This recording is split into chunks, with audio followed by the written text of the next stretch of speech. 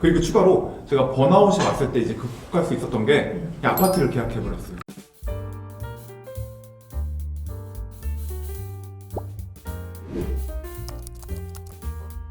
네, 안녕하세요. 보험인 유튜브 TV MC 송혜원입니다. 안녕하세요. 저희 보험인 유튜브 TV는 영업 현장에서 영어 정말 잘하시는 분들을 모시고 솔직하고 진솔한 이야기를 들어보고 있습니다. 오늘은 프라임에셋 전사 1위 챔피언 사업부 197본부 안주원 이사님을 모시고 이야기 나누겠습니다. 안녕하세요, 이사님.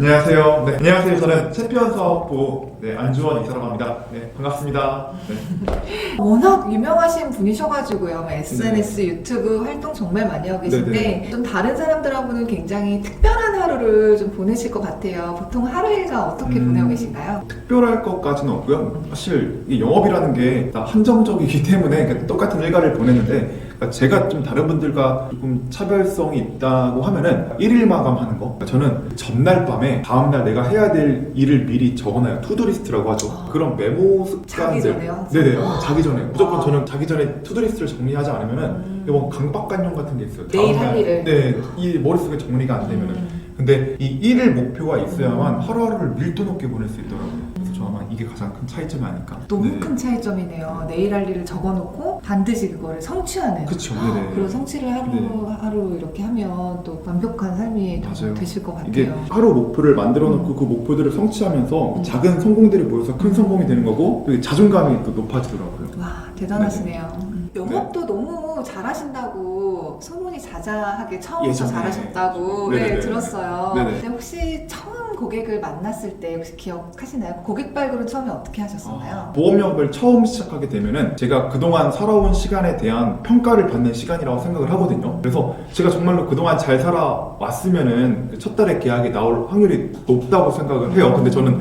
다행히도 제가 그동안 잘 살아왔는지 첫 달에 계약을 좀 지인 계약들이 조금 이제 많이 받았던 편이고 믿고 많이 맡겨주셨나요? 네네네. 좀 신뢰를 보여드려서. 근데 이제 두 번 달, 세 번째 달 되고 나니까 이제 만날 사람이 없는 거예요. 그때부터는 이제 그 개청 영업을 시작을 했었는데 마음처럼 쉽지가 않더라고요. 그쵸. 그래서 이제 손편지를 써서 제가 공략하고 싶었던 곳이 삼성 기숙사였거든요. 그 삼성 임직원분들 모여있는 그 기숙사에 손편지를 보내기 시작했었어요. 제모 설계를 손편지 왜 직접 다 쓰신 거예요? 제가 한 총 10,000통 정도 만들었는데 이제 10,000통을 직접 썼으면 저는 이제 팔이 없겠죠 지금. 그쵸. 직접 쓴 게 아니라 A4 용지 크기만한 한지가 있는데 그 한지에 붓펜으로 글씨를 써요. 그리고 다시 한지를 넣고 복사를 하는 거예요. 그러면은 천장이면 천장 다 제가 손편지 쓴 것처럼 복사가 되거든요. 그런 방식으로 이제 손편지를 지속적으로 보내다 보니까 연락들이 계속 오더라고요 이제.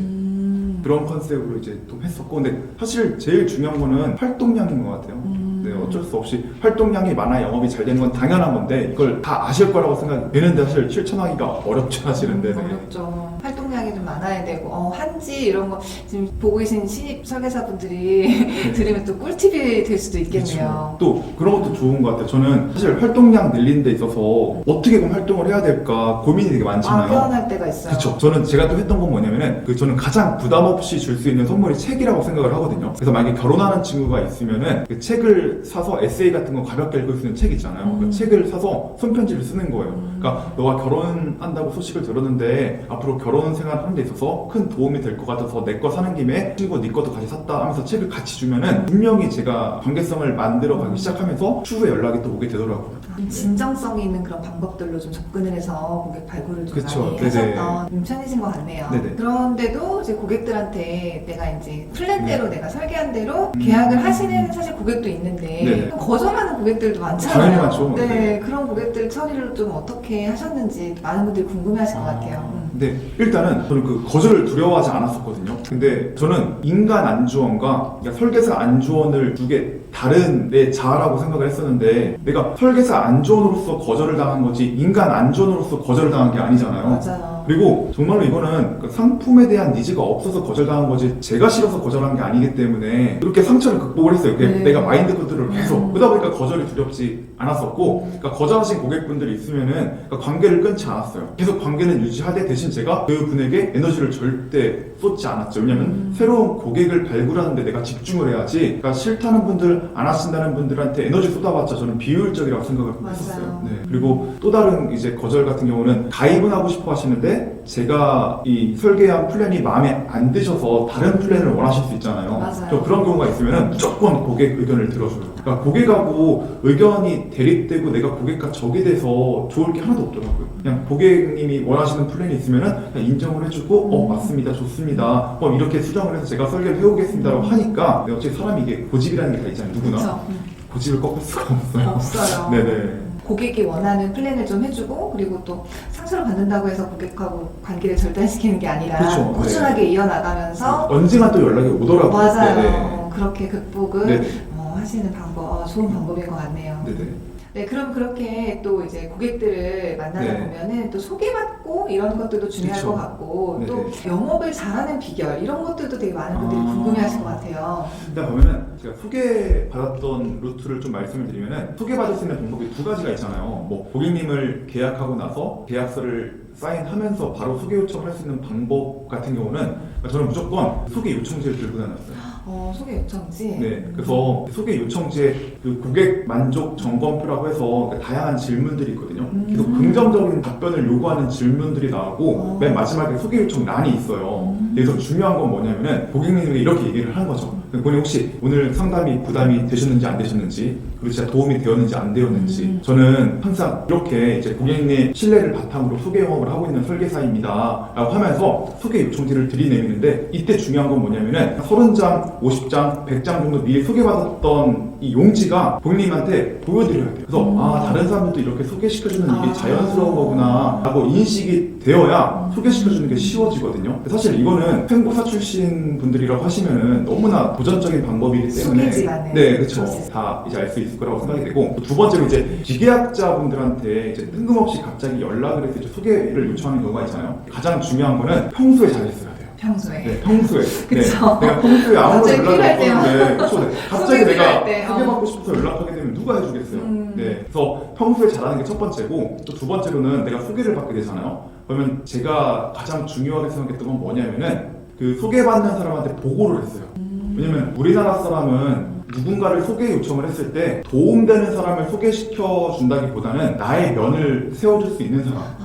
그러니까 이게 관계성이 되게 강한 나라잖아요. 우리나라 같은 경우는. 그렇죠. 그래서 제가 만약에 A라는 분이 B라는 고객님을 소개시켜 드리게 되면은 제가 B라는 고객님을 만나게 돼요. 그럼 분명히 B라는 고객님이 A 고객님에게 얘기를 해요. 너가 소개시켜준 설계사 이렇게 만나기로 했다. 연락이 왔었다. 근데 이거를 저를 통해서 전해 듣는 게 아니라 이 지인분 통해서 전해드리면 기분 나쁠 거 아니에요. 그럴 수 있죠. 그래서 저는 소개시켜주신 분 통화가 되고 나면은 감사드린다, 소개했다, 언제 만나기로 했다 연락드리고 또 만나서 상담이 진행되고 나면은 또 다시 결과도. 연락드리고 네, 그래서 보고를 하는 거죠. 소개가 좀 뿌듯하게끔 그쵸, 네네. 소개해준 사람들이 그쵸. 그렇게 느끼게 네. 또 철저하게 관리를 그쵸. 하고 계시네요. 그리고 여기에 또 이제 마지막 추가적으로 선물이라는 거는 타이밍이 가장 중요하다고 생각을 하거든요. 우리가 연애할 때도 기념일 때 선물 받는 것도 물론 행복하지만 그러니까 아무것도 아닌 일상인데 갑자기 꽃 한 송이랑 손편지 받으면 더 큰 감동이 몰려오잖아요. 맞죠.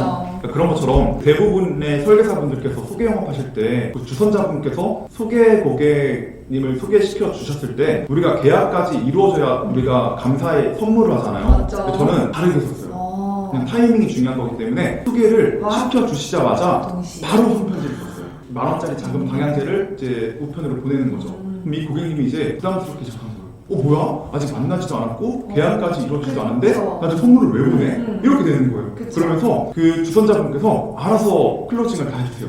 야, 너 안주원 설계사 만나봤어? 그분 정말 잘하시는 분이니까 이 종신보험 같은 경우는 우리 나이 때 누구든지 다 하는 거 너 하나 가입해야 돼. 저 대신 클로징을 해주시는 거예요. 그러니까 타이밍을 바꾸니까 그 선물의 가치가 더 높아지더라고요. 맞아요. 우리나라 네네. 사람들은 심리학적으로 그런 게 있대요. 뭔가 받으면 돌려줘야 돼요. 맞아요. 그쵸? 네네. 그런 심리를 또 적당하게 네네. 또 활용하시면서 소개를 또 많이 받으셨네요. 네네. 꿀팁인 것 같습니다. 네. 이렇게 뭐 네. 선물도 갑자기 이렇게 잘 아. 활용하신다고 하니까 혹시 여자친구분한테도 선물이나 이런 거 이벤트 잘 해주세요? 근데 제가 뭐 그러셨는데 이게 네네. 제 가까운 솔직히, 사람들 있잖아요. 솔직히. 전 여자친구라든지 이제 아니면 가족분들이라든지 좀 잘 못해요. 왜요? 가족분들한테 제가 굉장히 저는 이게- 편하고 들었는데 이게 아니, 효자긴 효자인데 집에 가면 대화가 많이 없어져요. 말을 많이 안 하게 되더라고요. 너무 말을 많이 하고 그런 것도 있고 이게 업무적이니까 이렇게 제가 하는 거지 사실은. 이게 진짜? 네네. 이거 방송 나오면 안 될 것 같은데. 그래요?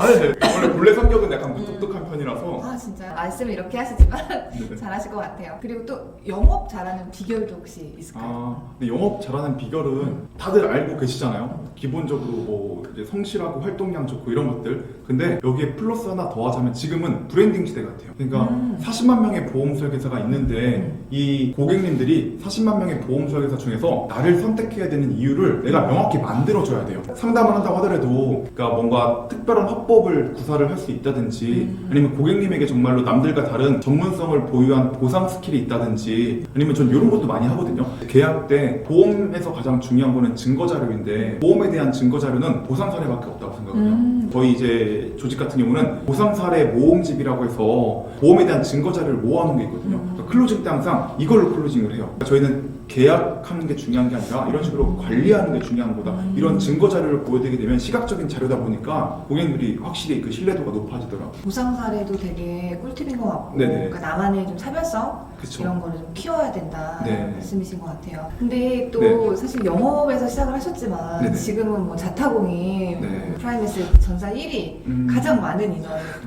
보유를 하셔서 정말 유명하신데 리크루팅을 정말 하고 싶은데 못 하시는 분들 엄청 많으실 거예요. 맞아요. 비결 그쵸, 혹시 그쵸. 있을까요? 네, 이거는 제가 지금 정확히 이제 알려드릴 수 있는데 저는 그러니까 확신의 크기만큼 조직이 성장한다고 생각을 하거든요. 네, 확실히. 그래서 믿는 것도 실력이라고 생각을 해요. 그래서 중요한 건 뭐냐면은 그러니까 어느 회사를 가든 100% 만족할 수는 없을 거예요. 만약에 5개 좋으면은 5개 안 좋은 점도 분명히 있을 거예요. 이건 모든 회사 다 좀 똑같다고 생각을 하거든요. 근데 중요한 거는 내가 통제할 수 있는 게 있고 통제할 수 없는 것들이 있는데 회사를 내가 바꿀 수 있는 게 아니잖아요. 저 이런 부분들은 과감히 포기해요. 그리고 제가 통제할 수 있는 곳에만 에너지를 집중을 하는 거죠. 그래서 계속해서 내가 속한 회사가 왜 좋은지, 내가 속한 조직이 왜 좋은지, 나의 리더가 왜 좋은지, 내가 긍정적으로 생각할 수 있는 모든 것들에 대해서 확신을 갖기 시작을 해요. 그래서 주변에 다니면서 우리 회사 좋다, 우리 조직 좋다, 우리 리더 좋다, 꽃향기를 풍기고 다니셔야 이게 은은하게 퍼지면서 리크루팅이 되는 거거든요.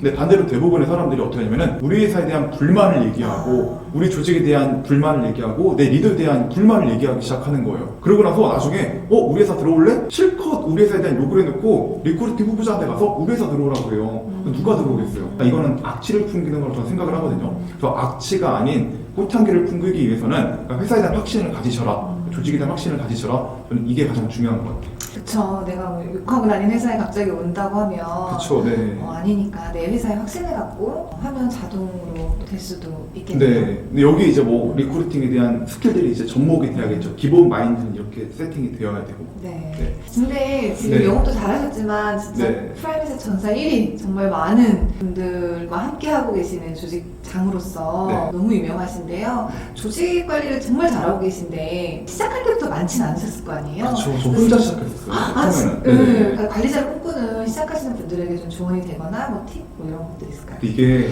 사람들이 한 가지 오해하고 계신 게 나는 아직 관리자가 될 준비가 안 된 것 같아 라고 해서 두려움을 되게 많이 느끼시거든요. 맞죠. 근데 그거는 아무리 어떠한 준비가 된다고 하시더라도 막상 조직을 꾸리시면 부딪혀 보시면 이게 내 생각대로 안 될 거예요.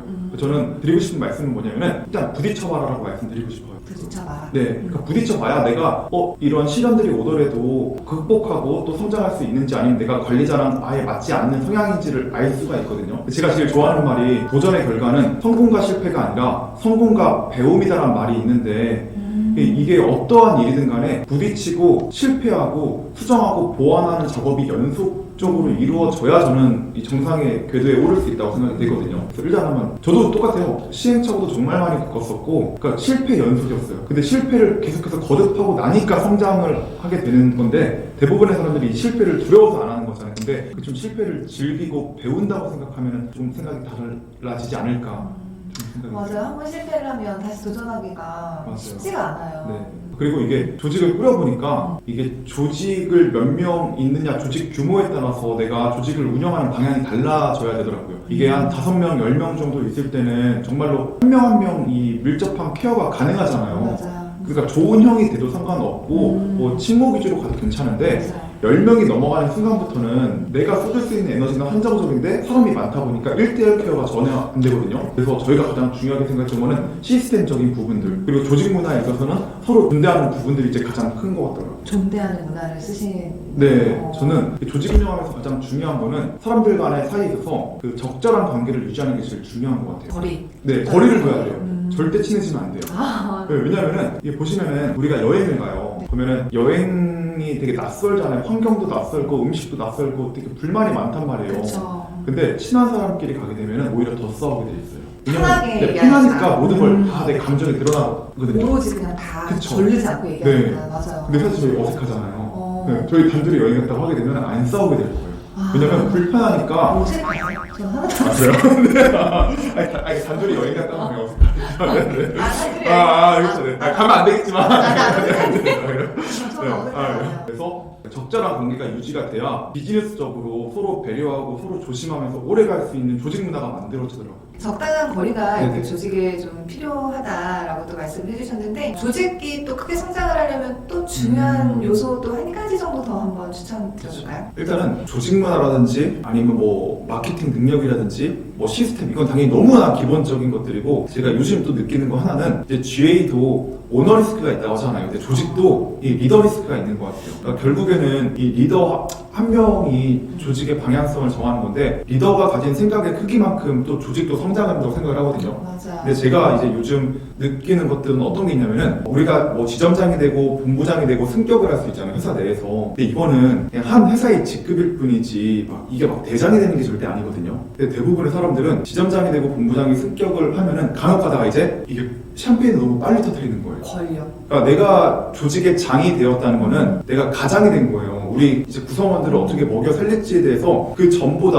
뭐 2배, 3배, 5배, 10배 더 많이 뛰고 더 많이 희생하고 더 많이 투자해야 됨에도 불구하고 그냥 뭔가 권력을 휘두르려고 하고 이 명예욕에 이제 사로잡혀가지고 당장에 해야 될 걸 놓치는 부분들을 많이 봤었거든요. 그래서 결국 우리가 인생의 최종적인 목표가 있을 텐데 인생의 최종적인 목표까지 가는 데 있어서 이 지점장, 본부장이란 직급은 하나의 수단이고 하나의 과정일 뿐이지 최종적인 목표가 아니었었잖아요. 그래서 지사장 승격하고 본부장 승격, 그러니까 커리어를 승격했을 때 더 많이 뛰고 더 많이 희생하고 더 많이 투자한다는 이 마인드 그게 가장 중요하지 않을까 생각이 듭니다. 제가 이제 네. 그 리더분들 만나서 인터뷰도 이제 보민 때문에 해보기도 하고 네. 또 저희끼리 모임도 좀 많아서 그렇죠, 네. 그래서 네. 얘기를 듣다 보면은 대부분 성공하는 리더들은 가장이라는 그런 책임감. 책임감에 대한 공통적인 그런 맞아요. 이야기를 하시는 맞아요. 것 같아요. 맞아요. 리더가 가장이잖아요. 그래서 저는 이게 왜 중요하냐면은 우리가 태어나면서 막 흙수저를 논하고 금수저를 논하잖아요. 맞아요. 요즘 근데 특히나. 네, 영업도 똑같은 것 같아요. 그 리더가 조직을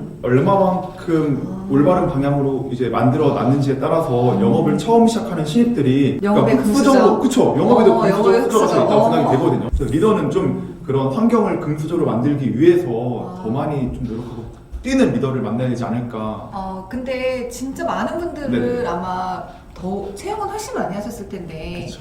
모두 다 성공을 꿈꾸고 사실 들어오지만 전부 다 성공을 사실은 하진 않잖아요. 네. 실패하는 사람, 성공하는 사람 차이점이 어떤 게 있을까요? 너무 당연한 것 같아요. 그러니까 생각의 차이. 생각. 네, 사실은 우리 지금 각자의 모습은 그러니까 생각에 대한 대가를 치르고 있다고 생각을 하거든요. 생각의 대가. 네, 왜냐면은 내가 어떤 생각을 하는지에 따라서 감정이 생겨요. 그러면은 감정이 생겼기 때문에 행동을 하게 된단 말이에요.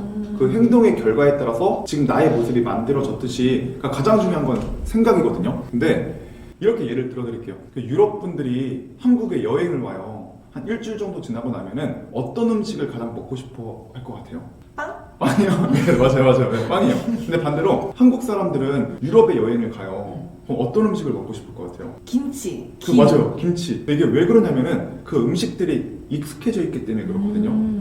그러면은 저는 이렇게 생각을 해요. 부유했던 사람들은 그만한 이유가 당연히 있는 거고 또 이제 부유하지 못했던 사람들은 또 그만한 이유가 있다고 생각이 되거든요. 근데 부유하지 못했기 때문에 이 보험회사에 들어온 건데 이 전의 습관들을 익숙해져 있어가지고 바꾸지 못한다고 하게 되면은 절대 성공할 수가 없어요. 그러니까 분명히 근태가 안 되고 되게 부정적이고 이런 것들이 분명히 있을 거란 말이에요. 근데 그게 당연히 힘들죠. 근데 그거를 바꿔야 돼요. 익숙해질 때까지 생각도 긍정적으로 바꾸고 근태든 복장이든 모든 것들이 바꿔야 되는데 그게 안 된다는 거죠.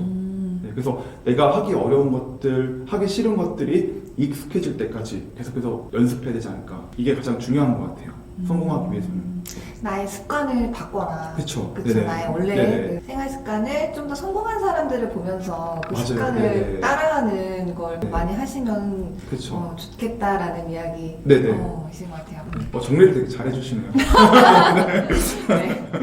제가 잠을 못 잤더니 아, 이 말이 잘 안 나오는데. 왜 잠을 못 잤어요? 요즘 생각이 많아가지고 왜요? 잠을 많이 못 자요. 왜요? 어떤 고민이 있으세요? 고민이 없으실 것 같아요, 이사님은. 근데 고민이 정말, 그러니까 생각이 정말 많아요. 네, 이게 뭐 조직 사업 해보신 분들은 아시겠지만 하루하루가 이벤트의 연속이거든요. 그러니까 항상 무슨 일이 터져요. 그러니까 조용한 자리도 맞아, 있었으면 네, 네. 좋겠는데. 그런 일들을 또 일대로 해결을 해야 되고 또 이제 앞으로 이제 또 이제 연말이니까 내년도에 대한 방향성들에 대해서 우리가 어떤 식으로 조직을 이끌고 갈지에 대한 고민들도 지금 한참 해야 될 시기이기 때문에 그런 것 때문에 고민이 많은 것 같아요. 이렇게 1위를 하고 있는 최고의 조직 수장도 고민을 하셔서 잠을 못 자시네요. 네, 그렇죠. 근데 이거는 이렇게 생각을 해요. 우리가 학교 다닐 때 1등이랑 20등이 있잖아요. 네. 근데 20등이 공부를 더 열심히 해야 되잖아요. 근데 안 그래요. 그쵸? 1등이 더 열심히 해요. 맞아. 네, 근데 그게 왜 그러냐면은 1등의 자리를 놓치고 싶지 않기 아. 위해서. 네. 그리고 또 하나는 성취감 때문인 것 같아요. 하면 된다는 걸 알거든요, 1등은. 하나 또 느낌이 그쵸, 이 네. 희열 같은 그쵸, 마약 같은 그쵸, 중독성이 그쵸. 또 있죠. 맞아요, 1등을 네네. 찍었을 때. 네네. 그런 고민들 인간적인 모습이네요 또. 네, 그래서 더 많은 고민을 하지 않을까. 일 잘하시는 분들이 더 많은 고민을 하지 않을까, 계속해서. 네, 이 생각을 합니다. 근데 그렇게 고민을 하시면서 네. 바쁘신데 네. 또 이번에 우동이라는 어플이 업계에서 가장 핫한 이슈예요. 그래요? 어플리케이션을 네네. 출시를 하셨어요. 음. 출시된 배경 그리고 어떤 어플인지 소개 좀 네. 부탁드립니다. 제가 이번에 제작한 그 우동이란 어플은 우리 동네 전문가의 줄임말이거든요. 우리 우동. 동네 전문가. 우동, 네, 그렇죠. 그래서 제가 생각했을 때 저는 합리적인 소비를 하고 싶었어요. 제가 헬스 PT를 받으러 갔는데 되게 비싸잖아요, 요즘 PT 받는 게. 그쵸. 근데 내가 원하는 선생님을 지정받는 것이 아니라 그냥 랜덤으로 지정이 되더라고요. 그러니까 이왕이면 내가 이 헬스장에 있는 선생님들을 좀 면밀히 비교해 볼 수 있는 플랫폼이 있어서 내 합리적인 소비를 도울 수 있으면 얼마나 좋을까라는 고민에서부터 시작이 되었었고, 그래서 보험 영업에 대해서도 우리 고객분들이 보험 영업에 대해서 신뢰감이 가실 수 있잖아요. 선입견이 있기 때문에. 근데 올바른 정보를 제공하는 플랫폼을 통해서 좀 다양한 전문가들을 비교하고 선택할 수 있는 플랫폼이 있으면 좋지 않을까? 그래서 결국에는 그냥 조직 자체적인 플랫폼을 가지고 싶고 앞으로는 좀 플랫폼을 갖춘 조직이 성장하지 않을까 하는 생각에서 이 어플을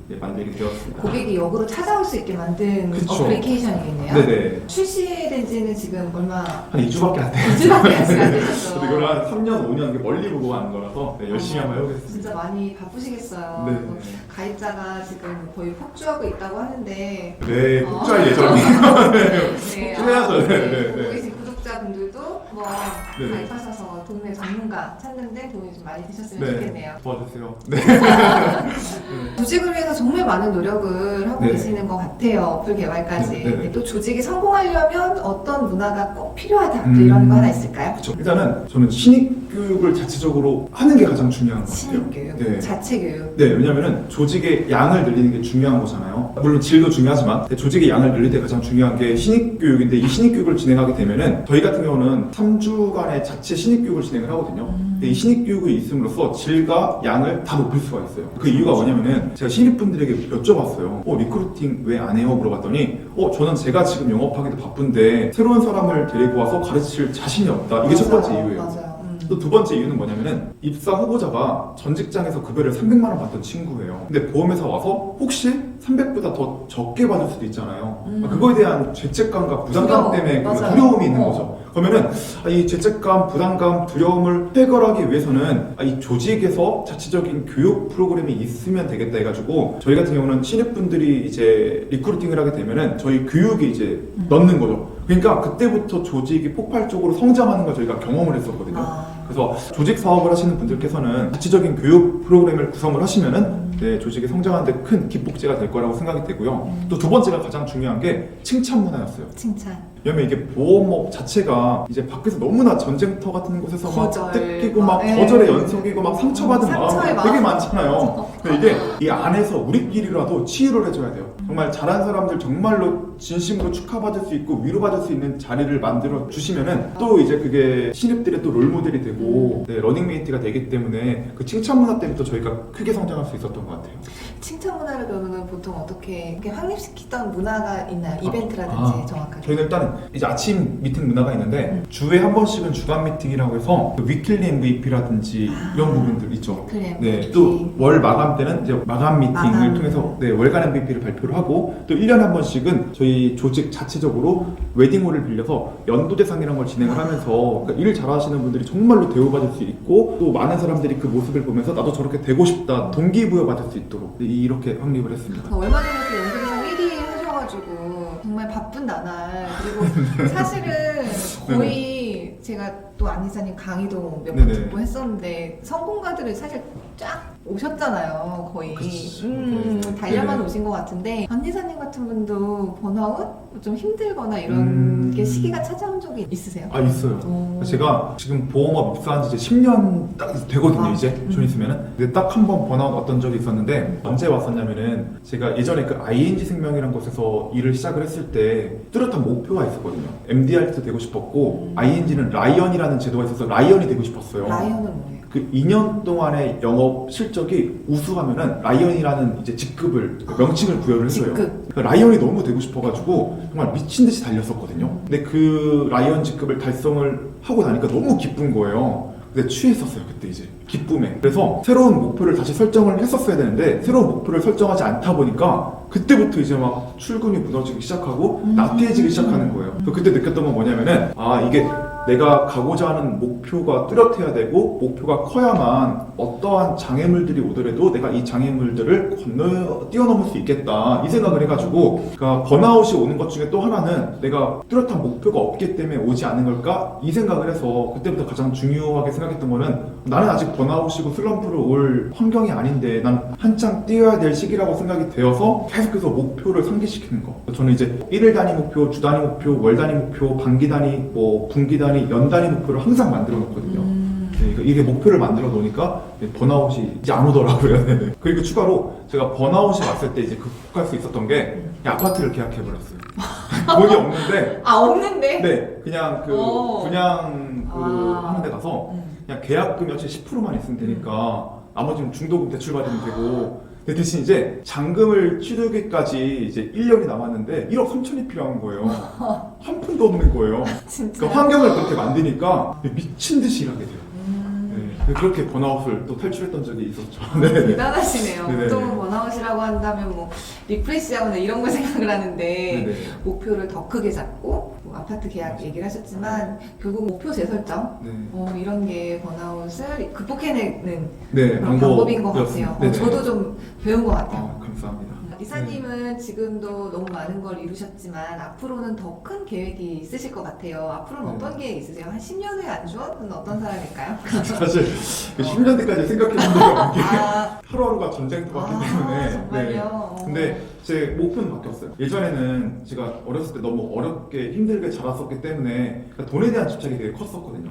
그래서 불과 한 4년 전까지만 하더라도 현금으로 30억, 50억 그 돈을 모으고 싶은 구체적인 목표들이 있었었는데 어느 순간 그러니까 제가 그 나름대로도 집도 있고 이제 사무실도 있고 차도 있다 보니까 막 돈 욕심보다는 그러니까 함께 일하는 그 조직원들이 성장하는 모습을 보면서 제가 되게 행복한 거예요. 그래서 이게 함께하고 함께 성장함으로써 이 또 내가 돈으로 만족할 수 없는 행복감이 있구나라고. 사람으로 느끼는 그렇죠, 네네네. 제가 어쨌든 간에 이 조직원들의 삶에 영향을 미치는 거잖아요. 거기에 대한 행복감이 되게 크다는 걸 느껴서 지금은 돈 욕심보다는 이렇게 함께하는 사람들이 다 같이 성공하고 여유 있는 삶?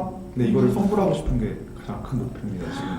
저 같은 주제에 계신 분들 정말 행복하시겠어요. 네. 꿈이 조직원들의 행복인데 네네. 안이사님 이야기 너무 네네. 꼭 그렇게 되시리라 믿습니다. 네, 열심히 해보겠습니다. 네. 마지막으로 구독자분들이 아마 거의 대부분이 보험 설계사가 아닐까 싶은데요. 마지막으로 네. 하고 싶은 말 있으시면 좀 전달해 주시겠어요? 아, 네. 보험 직종에 근무하시는 분들이 외로울 수밖에 없잖아요. 맞아요. 네, 여기저기 치일 수밖에 없으니까. 근데 이게 우리끼리 서로 소통하고, 그러니까 위로받고 응원받을 수 있었던 어떤 플랫폼이 적었던 것 같거든요. 근데 또 우리 감사하게도 우리 취재선 대표님과 우리 송혜원 이사님이 또 우리 소통할 수 있는 플랫폼을 만들어 주셔가지고 여러분들 보험 영업하시면서 힘드신 일 있으실 때 이 보험인 TV 영상 시청하시면서 위로도 받고 큰 힘이 되어서 앞으로 하시는 일들 다 승승장구하고 건승하길 빌겠습니다. 네, 감사합니다. 오늘 정말 안주원 이사님 솔직하고 또 좋은 이야기 많이 들어본 것 같아요. 항상 건승하셔서 좀 이루시길 바라겠고요. 네. 감사합니다. 네, 감사합니다.